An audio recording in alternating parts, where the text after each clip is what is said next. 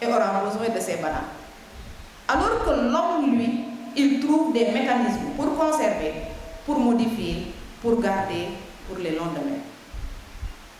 Alors, si on sait que l'homme travaille, ce travail sera-t-il une aliénation ou une libération? Dans certaines conditions, le travail peut être considéré comme une aliénation. Le mot aliénation vient du latin alius, qui veut dire autre, étranger. Quand je suis aliéné, cela veut dire que je suis soumis à autre chose que moi-même. Cela veut dire que je suis dépossédé de ma personne, je suis dépossédé de ma liberté. Donc être aliéné, c'est tout simplement ne pas être libre et être sous domination.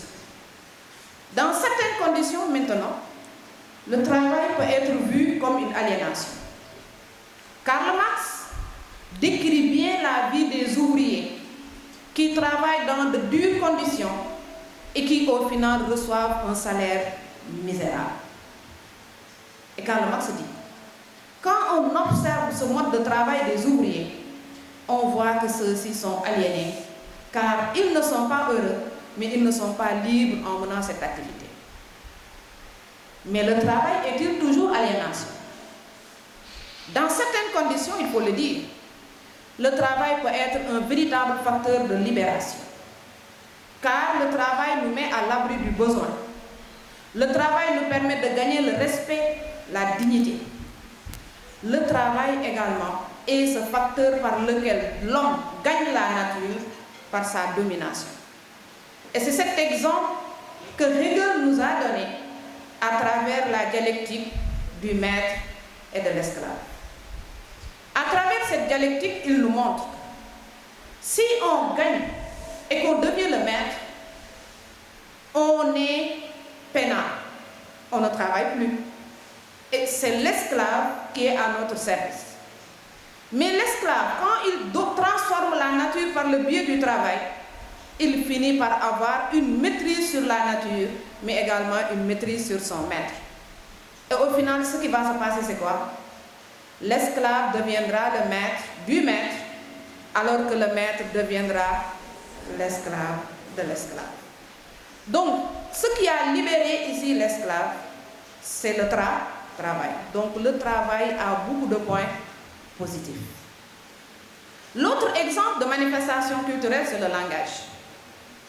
Le langage étant cet outil qui permet à l'homme de communiquer.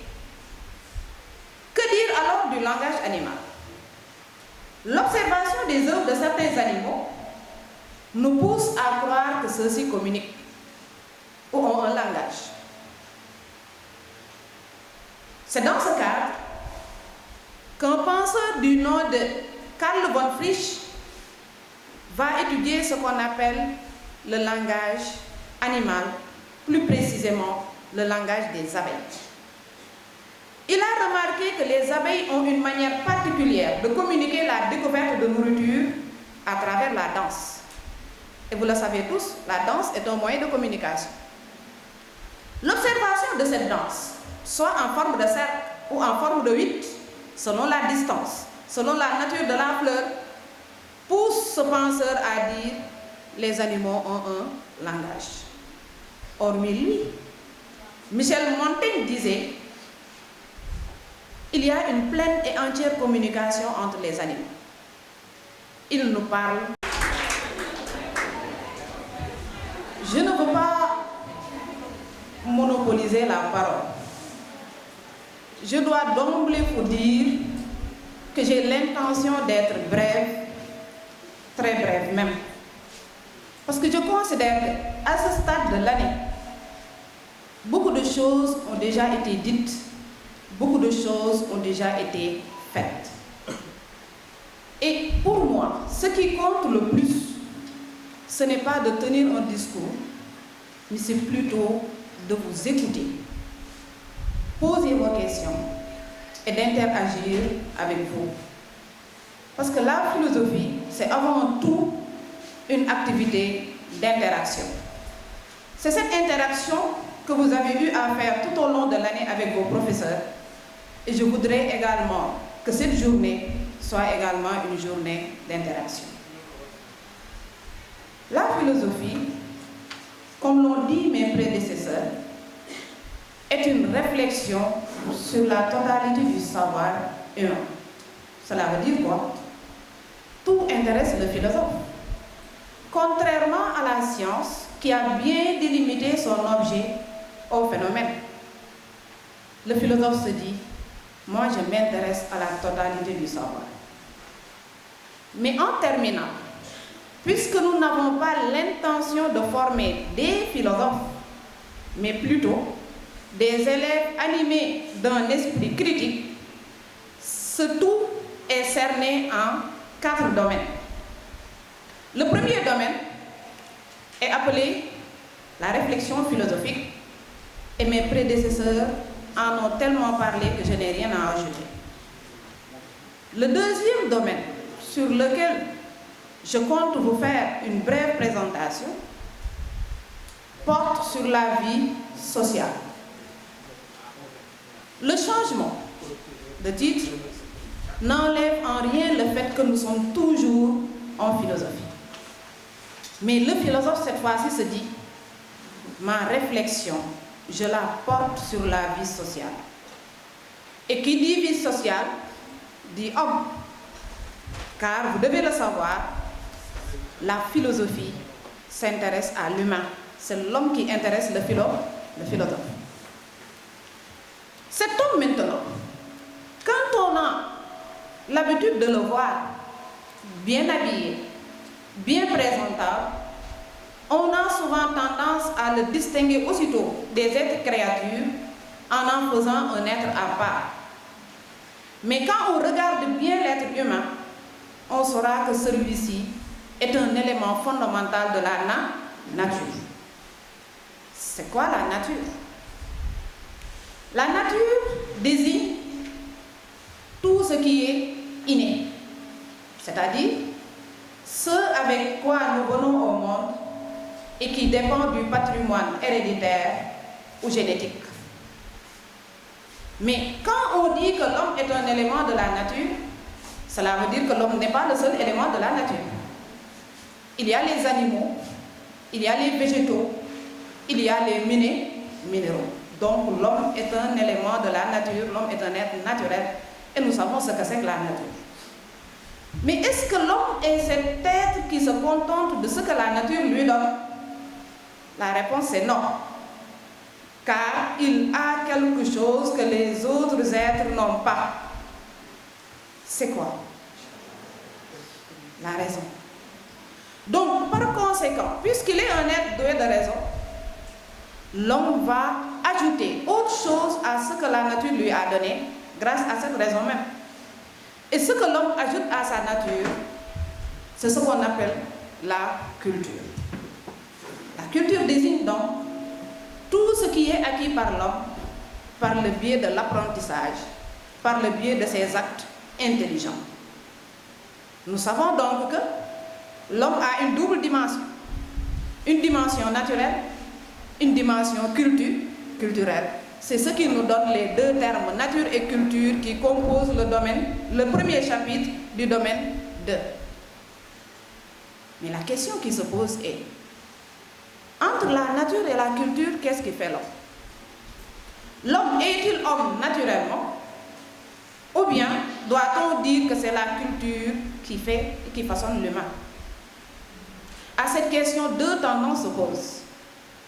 Une première disant que la nature suffit pour faire l'homme. Car on peut trouver en l'homme plusieurs caractéristiques naturelles qui lui sont propres et qui le distinguent de l'animal. C'est dans ce sens qu'un penseur du nom de David Hume disait: il y a beaucoup d'uniformité dans les actions humaines, dans toutes les nations et à toutes les époques, et que la nature humaine reste toujours la même dans ses principes et ses opérations. Cela veut dire quoi? Si on se fonde exclusivement sur la dimension naturelle, on peut concevoir que l'homme est homme, car nous venons au monde avec la raison. Hormis même cette dimension rationnelle, certains éléments qui composent le corps humain même constituent une spécificité purement naturelle, une spécificité purement humaine. un exemple que je donne souvent aux élèves. Prenez le sang. Vous savez que en cas de déficit de sang, on ne peut pas transfuser à l'être humain du sang animal. Cela veut dire quoi? La transfusion de sang se fait d'homme à homme. Donc la nature a déjà séparé l'homme de l'animal. Donc pour ces naturalistes, l'homme est homme par nature. Mais cette idée ne vient pas seulement de David Hume. Cette idée même sera confirmée par Descartes, mais également par Blaise Pascal lorsqu'il dit « L'homme n'est qu'un roseau, le plus petit de la nature, mais c'est un roseau pensant. » Donc penser fait la grandeur de l'être humain et le distingue de l'animal. Et cet élément naturel qui nous permet de le faire, c'est la raison. Mais contrairement à ces thèses, d'autres considèrent que la nature ne fait pas l'homme et que sans culture, l'homme ne pourra pas développer son humanité. C'est la fameuse thèse qui sera posée par Lucien Malson lorsqu'il prend l'exemple des enfants sauvages. Les filles Amala et Kamala, si c'est la nature qui les faisait ou qui les déterminait, allaient continuer à garder leur humanité même lorsqu'elles étaient en présence des loups. Mais quand on les a retrouvées, après avoir passé des années parmi les loups, on a vu que ces filles se comportaient comme des loups. Elles marchaient à quatre pattes, elles criaient comme les loups, elles avaient peur de la lumière du jour, mais également elles mangeaient directement les aliments par la bouche. Cela montre quoi? L'importance de la culture chez l'homme. Car sans la culture, l'homme ne pourra pas développer son humanité.